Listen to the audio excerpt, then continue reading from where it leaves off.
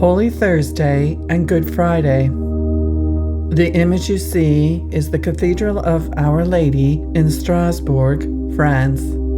By the time you're reading this, I hope to be back in meditation and prayer. I love this day and this time and planned for it to be off. Fortunately and culturally, I am allowed to take it off without question. I remember as a child that on Good Friday we go to Mass and then come home to remain in silence from 12 noon to 3 p.m. This is a really big deal for a household with 8 children and for my father to be home from work. This wasn't normally a quiet household. It was always loud and noisy. But I discovered how much I really liked this silent reverence for the day, for the story that lay behind it, and that we were honoring this occurrence with our own quiet respect, our own decision to take this time and get closer to God by thinking about Christ's journey. So now, when I decide I want to do this again, to take up this practice of being silent and in meditation from 12 to 3 in the afternoon on Good Friday, it can be really hard. Not because I don't enjoy it when I get there, but because there always seems to be so many things tugging at us and telling us what we need to be doing instead. And yet, when and if we can and do carve out this time for silence and connection with Source, a whole world opens up inside, one that seems to have always been there, ready, willing, and able to give us so much if we could just quiet ourselves long enough to listen and receive. My meditations this morning were literally mind-shattering, and I know this decision I made for today was exactly the right one, and I look forward to getting back to it by sunset as well. Holy Thursday tells us of the story of the Last Supper when Christ gathered up the disciples for one last meal together and for him to speak to them some very important words and instructions before what he knew would be his final days on earth. They didn't know that, but he did. The breaking of the bread is an ancient Jewish tradition, and Passover was the meal that Christ was sharing with the disciples that night. When you break bread with another, in this tradition, you have welcomed them into your home, and you have declared friendship and a bond. But as a child, when I sat and listened to the stories of the miracles he performed in the reading of the gospel, I always felt so intrigued, so moved. The blind man could see, the crippled boy could walk, and Lazarus was raised from the dead. I knew that there was more to his performing these miracles than for us to adore him for doing so. That was not the intention, I felt, but that it was to show us an example of what was possible. During every Mass, there is the recounting of the words Christ gave to the disciples on that Holy Thursday Last Supper. Quote, "Do this in memory of me," was an injunction to break bread with each other, welcome each other into our homes, and create bonds of friendship. But what continued to intrigue me and bother me the most were the words he spoke when speaking of the miracles he performed. He told the disciples, and thus to us, through the repeating of these words during every weekly Mass, quote, "All these things you shall do and more." Those words are so key. These words stuck with me, so much so that I would ask my mother where were all those miracle workers Christ was speaking about if we are to be doing all these things and more. I was frustrated as a very young child that I wasn't meeting those people and learning how to do miracles myself. I knew they had to be out there somewhere because 2,000 years ago, Christ said, "All these things you shall do and more." So where are they? I wanted to do that more than anything else in the world. I found myself turning inward and asked the above for guidance and answers to that question, always. For years and years, in fact, it became a quiet mission between myself and Christ and myself and God, with no clue on how to fulfill it. Fast forward 35 years later, and a woman hands me a book and says, "You need to read this." It had a dark blue cover, plain in its design, and the gold embossed lettering wrote, "A Course in Miracles." I felt the weight of it. I opened it and found the pages were of very fine, thin paper. There were a lot of words in there. It was organized. It was intelligent. It was direct in its teaching. There were chapters, lessons, and a manual for teachers. Here, I felt, was my answer. I got right into it, and within the first few pages, it told me to go out there and perform a miracle now. That miracles were normal and natural, and that if they weren't happening, something had gone wrong. And so I did.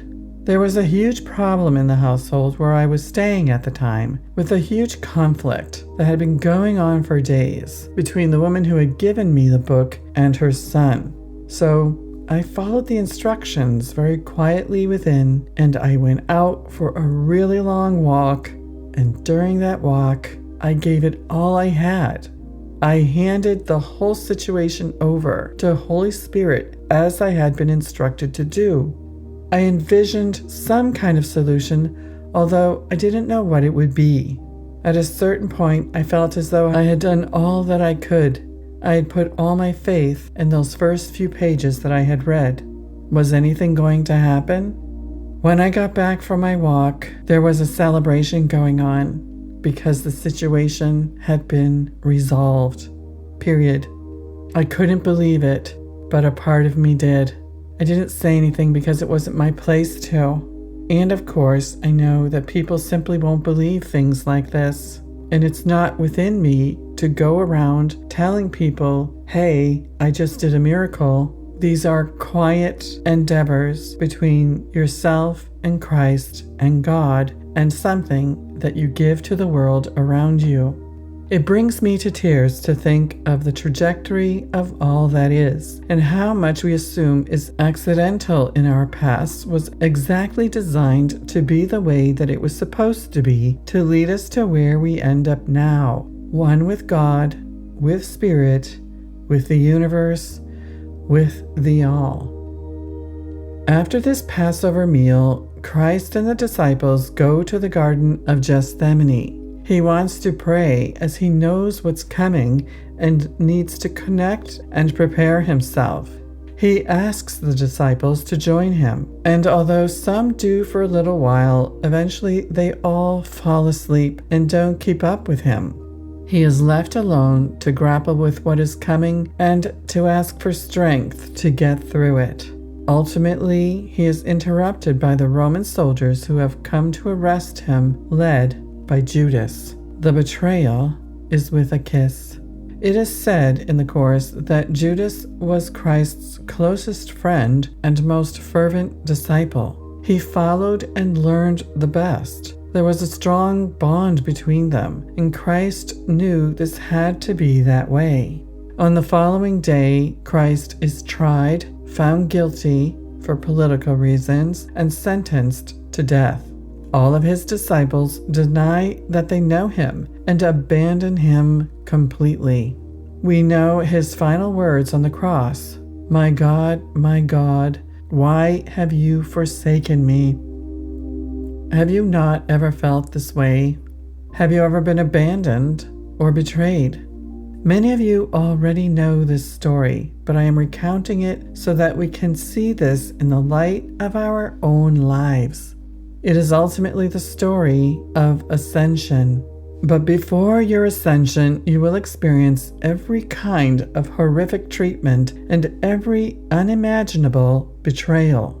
What seems to be unsurvivable hurt and pain. And do you get yourself to the place of forgiveness? Do you get yourself to the place of, "Forgive them, Father, for they know not what they do"?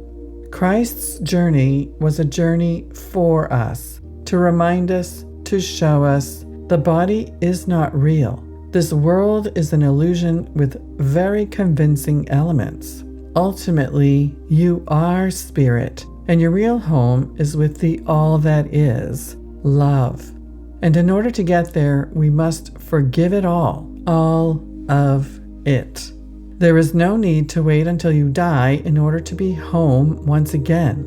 Quote, "Heaven is here, there is no other place. Heaven is now, there is no other time." That's a quote from A Course in Miracles, of course.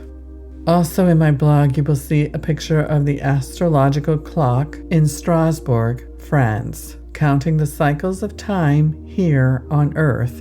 Every year we get to go through this journey. A little bit of death, a great deal of forgiveness to let the past go and to start over again in rebirth and renewal with the coming spring and Easter.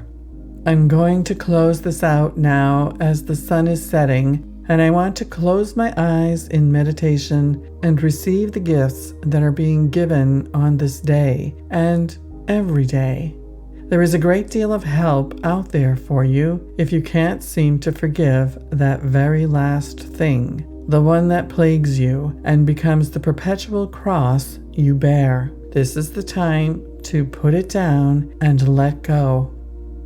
I am wishing you a positively extraordinary Holy Week, Passover, Ramadan, or Indian New Year, whichever cultural tradition you come from. This year, miraculously, they are all coinciding in the same week, together with a full moon in Libra, bringing us all together in love. So if you can get your eyes closed and pray, meditate, receive today, you will find the same light, guidance, and miracles available for you as well.